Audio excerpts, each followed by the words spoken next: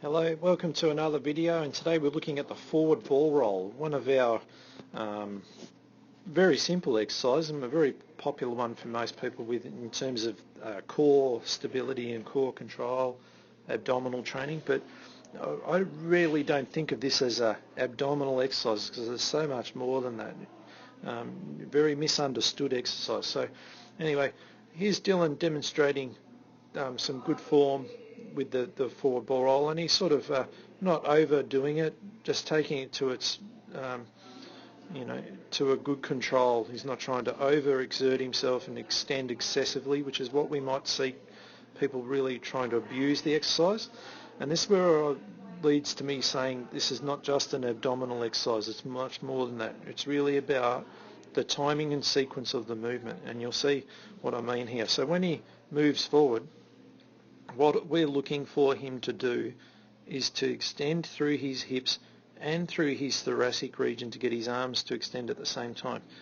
This area here and here, it's important that they extend at the same time, not at different intervals.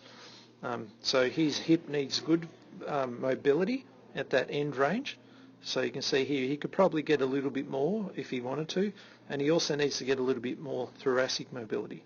I've asked him to sort of limit that a little bit to show that when people go too far who don't have control, how they'll easily sacrifice the lower back here. All right, so the abdominals are caught in the middle ground, and because it's a horizontal loaded exercise, they're definitely the ones that take the brunt of the workload.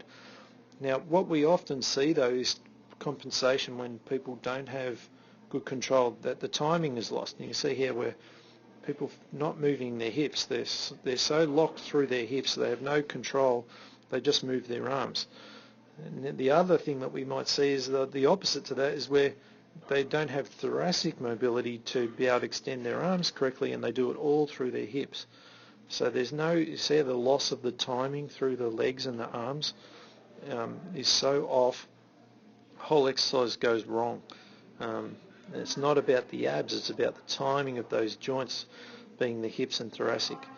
All right, now the other thing we might see is when people try to do what they are not capable of, and you see here how he's gone excessively and he's lost control of his lumbar spine. So trying to reach for more than you're capable of, and now you're ruining the exercise. He may have good timing, but you're losing control.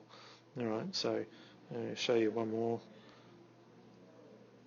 Alright, see how he's just sort of really sagging down, losing the point of the exercise. Now, to give you an example of how the timing is important, think of how the arms and legs extend when you go to stand up and put a book on the top of a bookshelf or something like that. Have a look at the timing of the legs and the arms in this movement. It's exactly the same as the forward ball roll. So the hips and the thoracic area must extend at the same time. Otherwise the timing is lost. Any power that his legs may have gained is completely evaporated if he doesn't sequence it correctly. So if I just take it back a bit, so you'll see here as he's coming up slowly, the hips and see how the arms are really extending at the same time, and just get that end range at the top there. If he went arms too early, no good, and everything would go bad really quickly. Alright, so a great exercise, the forward ball roll, if it's done well.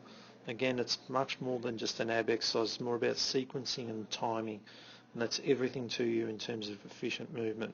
The abs will do what they're meant to do, but if you're positioned well. Alright, so I hope you enjoyed that video, and we'll see you on the next one.